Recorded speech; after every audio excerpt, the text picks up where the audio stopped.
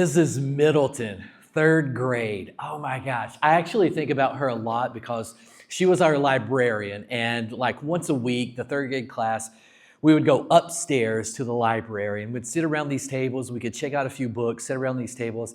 And I remember her because she was our librarian, but she was so scary. Oh my gosh, just super scary. I don't know if that's a stereotype for librarians or not.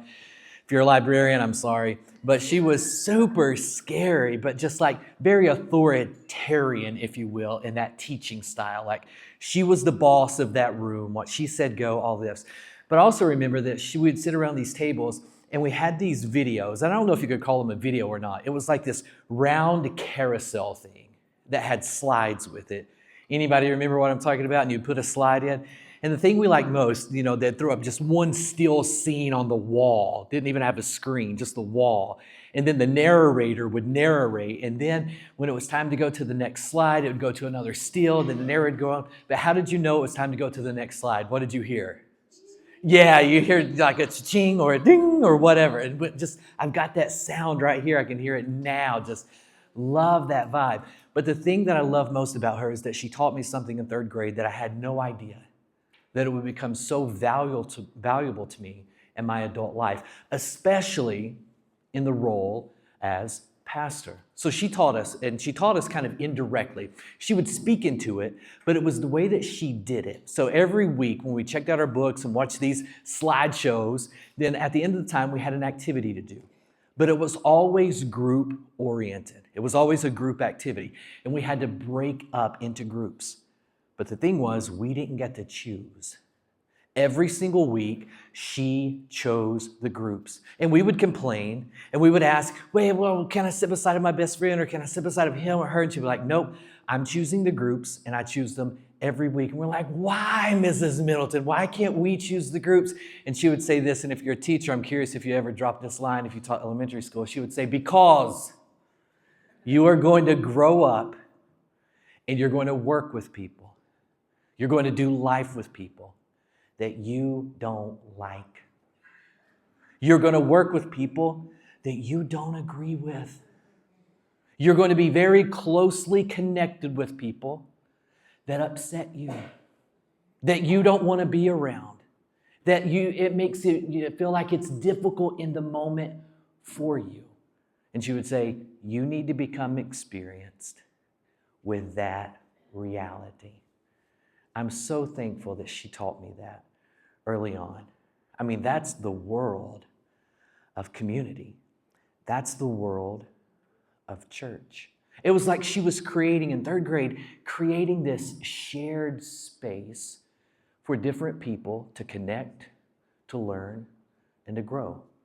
And Jesus, thankfully, I think he learned a lot from Mrs. Middleton because he taught on this subject as well. You didn't catch that, did you? Okay. So just curious to see if you're awake. So he taught a lot about this subject as well. Actually, Jesus was very adamant about teaching the idea of creating a shared space for people who are different or on different stages or bring differences to the table to connect and learn and grow as well, regardless of who they were, and in hopes of doing so, in hopes of them really experiencing transformation, really experiencing the message, really experiencing his love that would actually lead them somewhere, that they could learn and grow what it means to actually be a follower of his.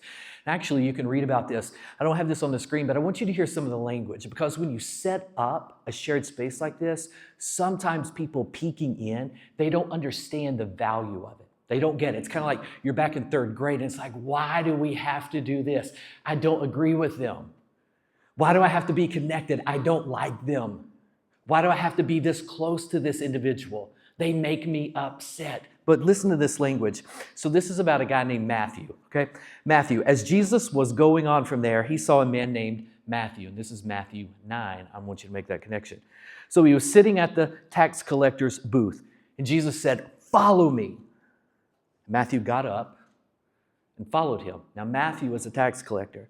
So while Jesus was having dinner at Matthew's house, wait a minute, Matthew was a tax collector. And Jesus is having dinner at Matthew's house. He must have had Miss Middleton for third grade. So many tax collectors, more of these guys, and sinners came and ate with him and his disciples. Well, when the Pharisees saw this, and the Pharisees were a group of Jews who thought they were good, they were okay, they were right without Jesus. And you get the impression from this teaching right here in Matthew 9 that it's like Matthew knew who he was, he knew his occupation, and he realized that he desperately needed Jesus. So when the Pharisees came, they said, why? And they didn't even ask Jesus, they asked his disciples, why does your teacher eat with these tax collectors and these sinners?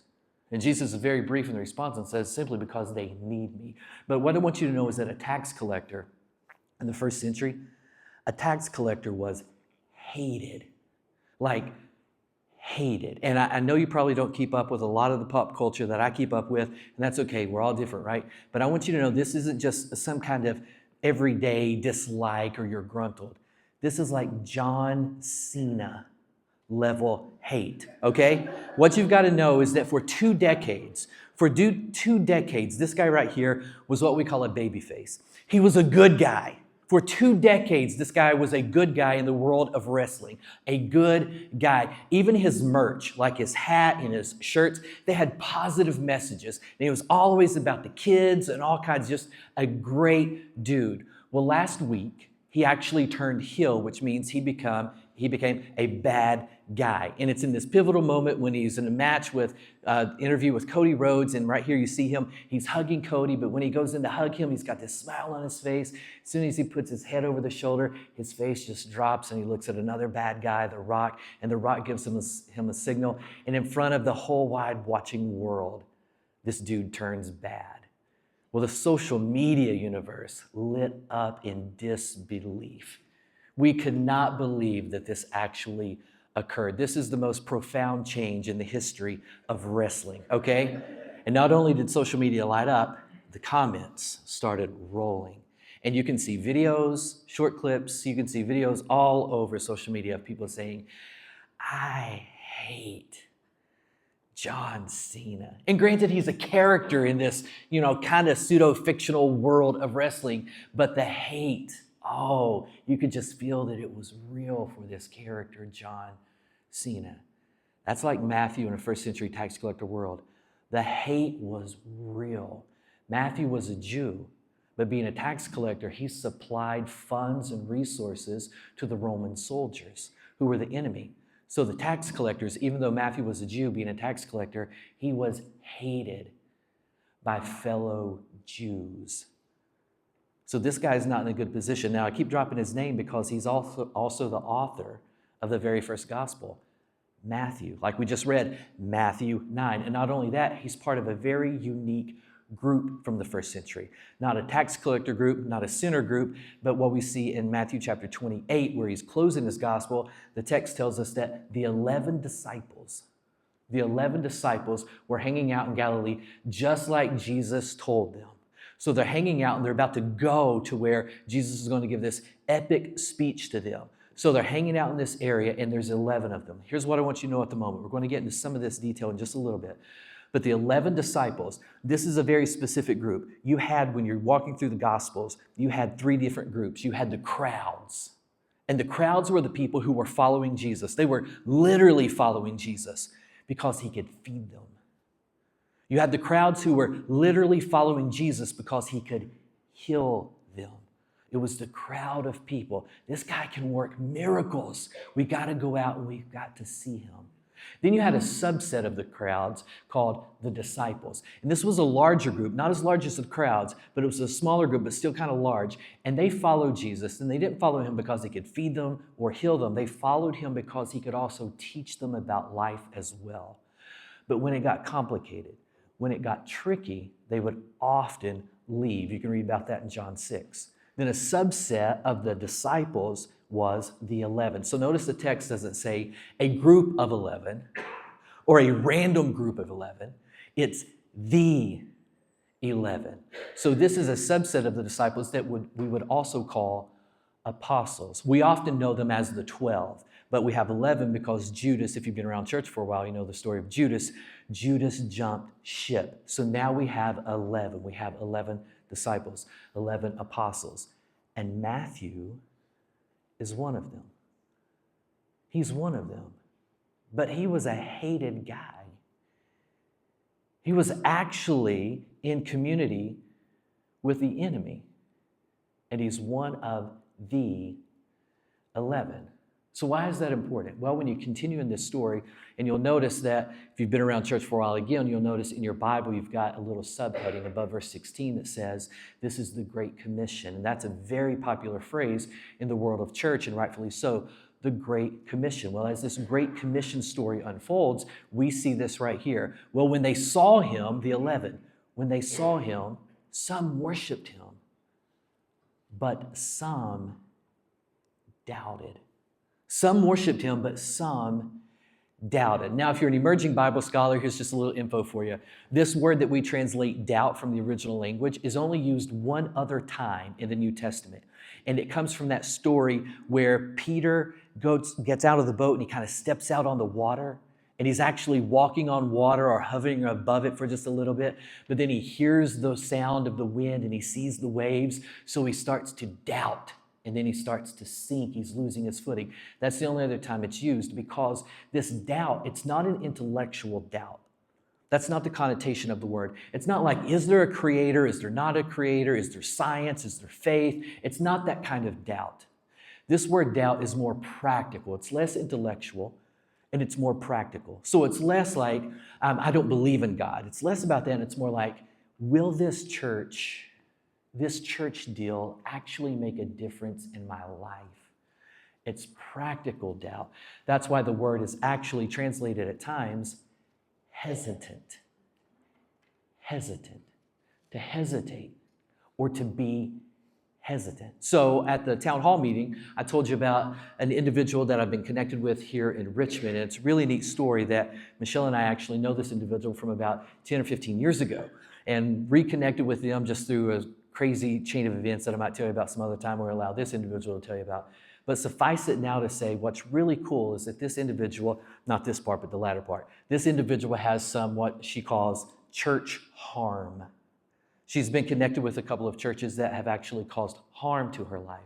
So she's hesitant to get connected to a local church. She's hesitant to come to church. She's hesitant to go to church. But what's really interesting, and I think this is super cool based on what we're reading about in Matthew 28, what's interesting about this gal is that even though she's hesitant to go to church, she is extremely interested in what we call discipleship. So much so that I lead a Thursday morning group, first Thursday of every month, Thursday morning, 6 a.m. at Panera Bread.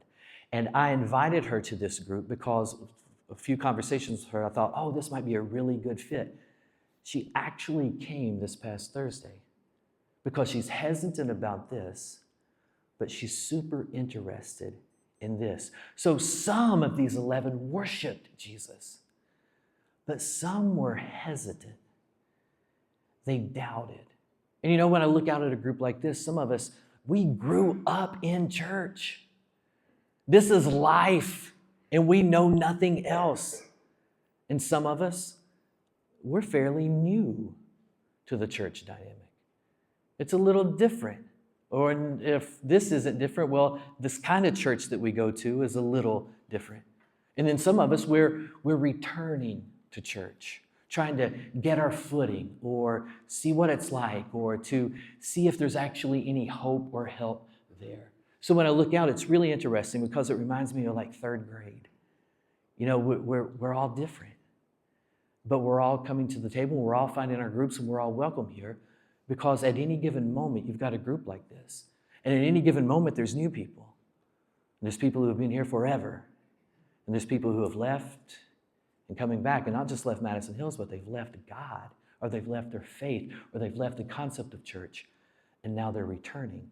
So at any given moment, we're on these different tracks, these different journeys, these different links of what we're experiencing here. So it's great for us to welcome everybody, and in doing so, we give every single person a fair shot at hearing the gospel and allow it to really start to grow in their lives. So the 11, some worship, some doubted. What's really cool about this is that there was a lady named Dr. Kara. She wrote a book called Sticky Faith, and it's all about teens and young adults and talking about why teens and young adults step away from the faith, especially when they grew up in church or had families that actually discipled them. And she reaches this conclusion about midway through the book, and I think it's fascinating. She says, it's not doubt. It's not doubt that's actually toxic to faith. Now, Michelle, she'll tell you, and it's a really good conversation to have with her sometime. She grew up in a faith community where questions, they weren't allowed. There was no room for questions. It was kind of that vibe, he said it, I believe it, that settles it. That doesn't fly. That doesn't work for our young adults and our teens. So Michelle grew up in a faith background that said, if you've got a deep question or a struggling question or you're hesitant about something or you're unsure, will you keep that to yourself? So Dr. Kara realized that it's not doubt that's actually toxic. It's not doubt that's toxic to faith. It's unexpressed doubt. And you know as well as I do, you have some doubts. You have some doubts about this faith thing. You have some hesitancies. You have some questions. If we're talking real, maybe that doesn't apply to everyone, but I bet it applies to at least 51% of us. There's some doubts that we have. And if we're able to express those, then we might actually find our footing with faith in a much healthier way. So what do you do in a context like that, where some are worshiping and some are doubting? Well, what does Jesus do? In that moment, he elevates the mission. He doesn't look at Matthew and say, you know what, I've changed my mind. He doesn't look at the ones doubting and saying, you know what, sort this out, get some answers, come back, we'll do an evaluation, and maybe we'll let you on the team. He takes those 11, locks eyes with them, and says, okay, let's elevate the mission. This reminds me, I'm really hooked on this game that the kids and I are playing right now. I'm hesitant. I have some doubts about telling you the name of it, so I'll try to describe it without telling you the name. But we can play as like a team. And it's really cool because we can get on a call and we can play together. And anything we can do as a family, we just love doing it. So one of the things we do is we play, and there's 3 or 4 of us usually playing at the same time. And if we lose like 30 seconds in, we want some kind of, do-over. That's what we want, a do-over. And Christian's got this line that he'll say when we're playing. And he's on the call usually. We're in different rooms and we're playing. And if we get knocked off really early in the game, we're like, yeah, let's run that again. And then Christian will say, come on, let's lock in. We're locked in right now. And they laugh at me because I'm like, okay, where is the simple? We're playing on a PlayStation, and you've got to go through all these hoops, as I call them, to actually turn the thing off or to reset this. And I'm like, where is the simple reset button? Like, where's my Nintendo people? Yes, thank you, right? You had power on and then power off and then reset. And that reset button was great because you're trucking along with whatever game you're playing, and it's just not going well. You've lost too many lives too soon, and when you get to the final level or the final boss, it's going to be too tricky with just one life, reset.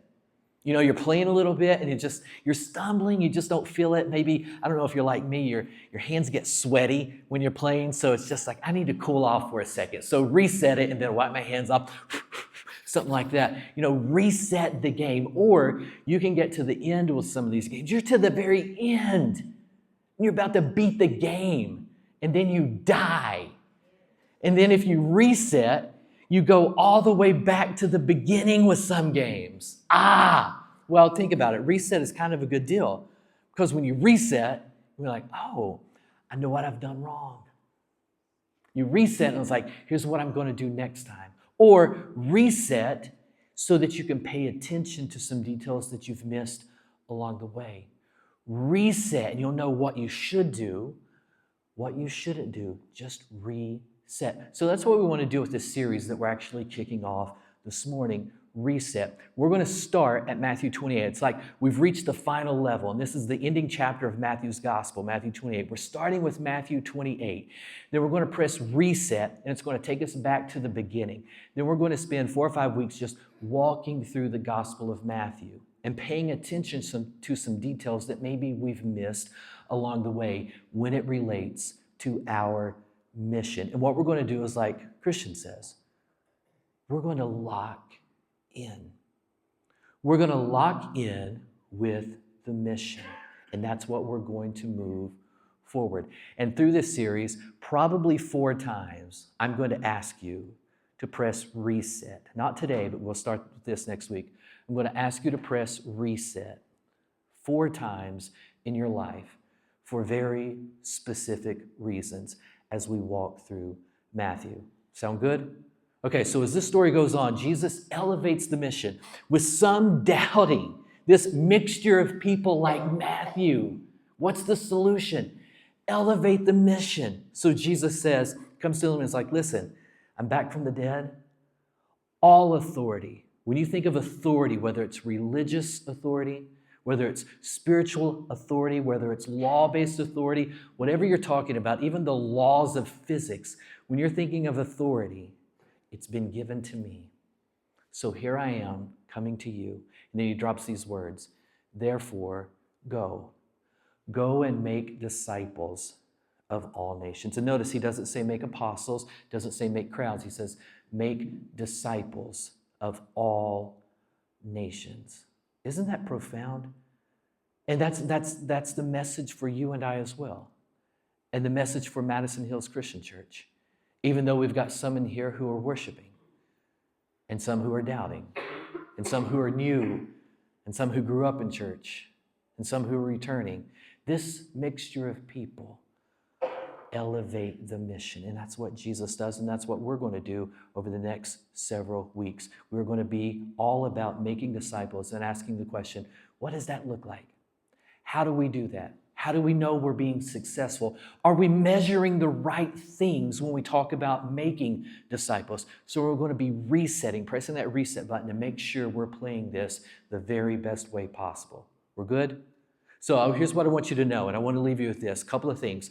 So he tells these 11, remember, he's talking to the 11. He tells the 11, go and make disciples of all nations. Very next verse, he says, so baptize them and then teach them everything that I've commanded you. I don't want you to miss this. Some of you have heard me teach this before. I'll be teaching it again as well. This is one of the most important points that you can get from the Gospel of Matthew to help you understand the New Testament. So Jesus locks eyes with these 11, and he says, I want you to go make disciples, and I want you to teach them everything I've been teaching you.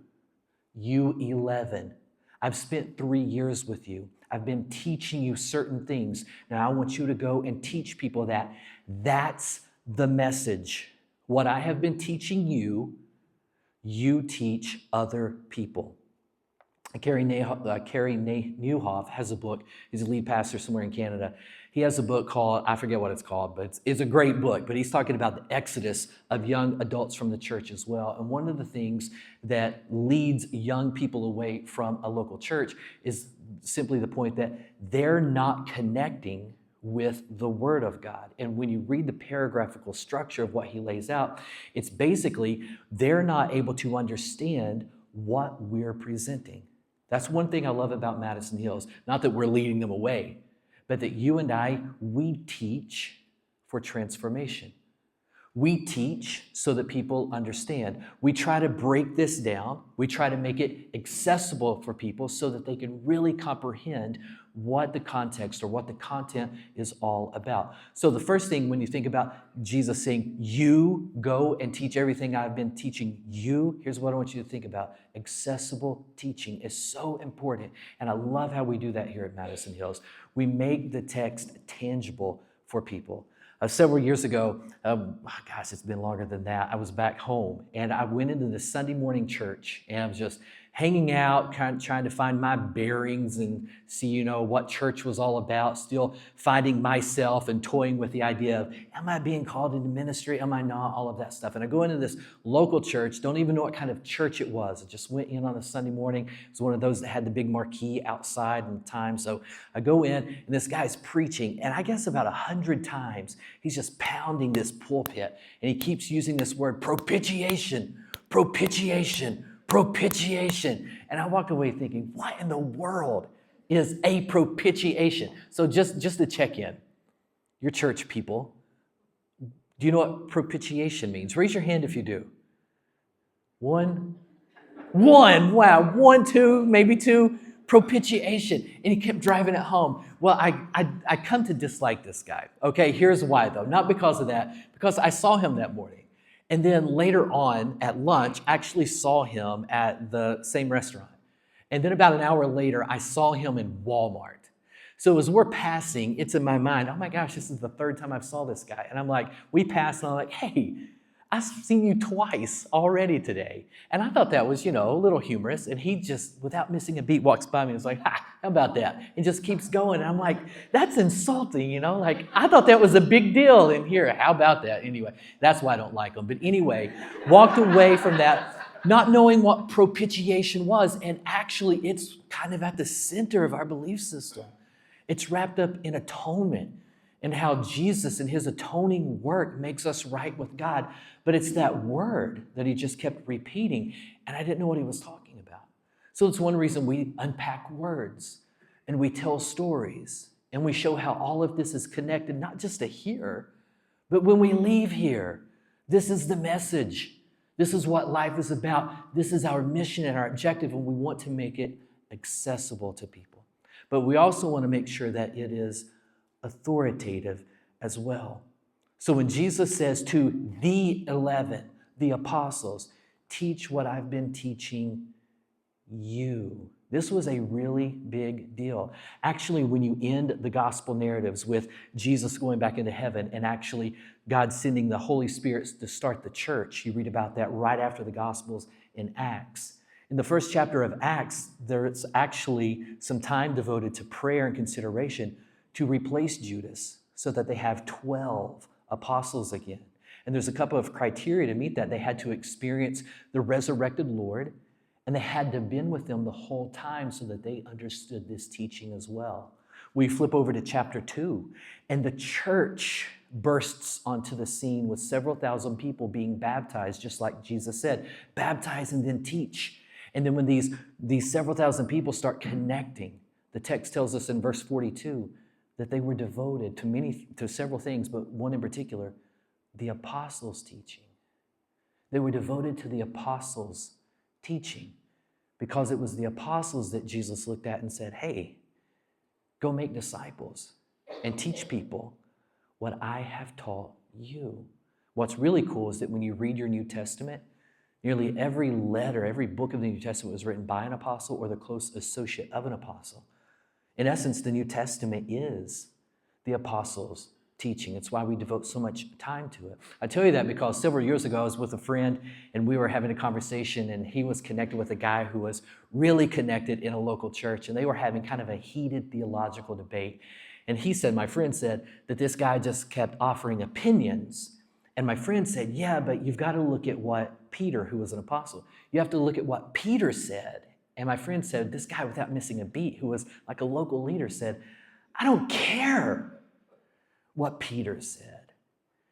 One thing I love about Madison Hills is that kind of attitude, it's not here. There's like an appreciation for making the Word of God accessible to people and also allowing it to be authoritative because we understand what's at stake. We understand the life change. We understand the difference that this church deal makes. We understand the importance of elevating the mission of making disciples.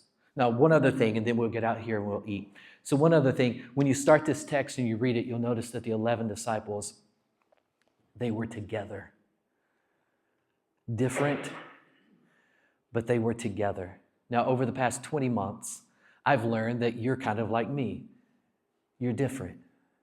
And I've learned that in any given mixture of us, we have our political preferences. And we have our theological layouts. And we have our social preferences. I've seen that. All of us do. But you know what? Every single Sunday morning, you'll find us together. We'll be right here. Several Sunday mornings ago, I was at a rough time. I didn't realize I was at a rough time. And I had a one-on-one meeting scheduled with someone after church. And I had another just meeting that I was brought into. And then there was a little bit of a crisis that I was brought into. And I realized it's been an hour over since I was supposed to meet with this individual. So I sent a really quick text, hey, I'm so sorry that things went over. I'm so sorry I missed you this morning. Can we set up another time to meet? I'll work around your schedule. And the individual texted back and said, well, actually, I'm still in the lobby. And I was like, oh, I'll be right there. So I go over to the lobby. It's out in the kind of the foyer there when we had a bench. And this individual is sitting there. And we walk over, and I'm in pastor mode. And I'm like, this individual is maybe thinking about some choices or options, and I'm here to help her sort through those. And I sit down and we start talking, and then the conversation shifts. I don't know what this individual was observing about me, but she was like, well, let's talk about you. How are you? Like, how are you doing right now? I know you've been through a lot with your family and stuff, so how are you? And I don't know, probably a Holy Spirit moment was like, okay, let's talk about me. And I opened up, and she listened and offered advice. And I opened up, and she listened and then offered suggestions. And I opened up, and she listened and then helped me make a few connections that I just had not made. And I walked away from that so refreshed. Meredith, thank you so much for helping make disciples, and in particular, making a disciple out of your pastor. And Madison Hills, thank you for 41 years of being a God-driven church devoted to making disciples. You remind me of this paragraph in this book, Rediscover Church. When a church follows the patterns of the world, it usually doesn't get noticed by the world. And why is that?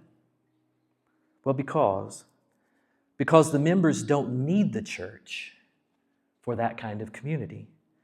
I mean, you can join a protest march or a political party if you want a shared ideological zeal.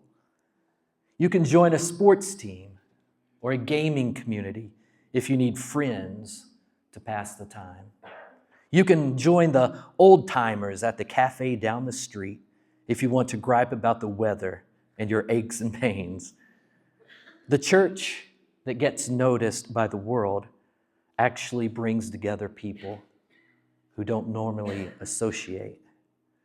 Like the tax collectors and the zealots and the sinners and the Pharisees. And that is what made the church so strange that some said it had turned the world upside down.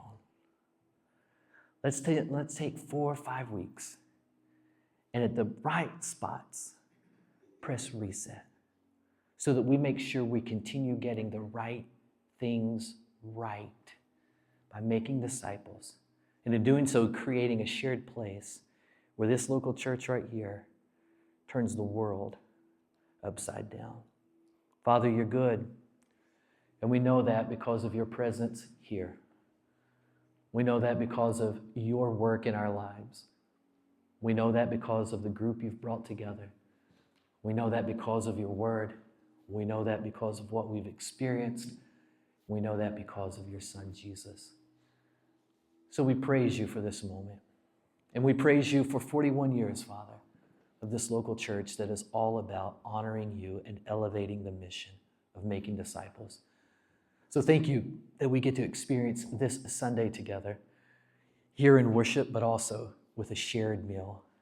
But Father, once again, thank you for being our God and allowing us to know you and be known by you. We thank you for Jesus who leads us to you. So we use his name to pray and praise you as always. Amen.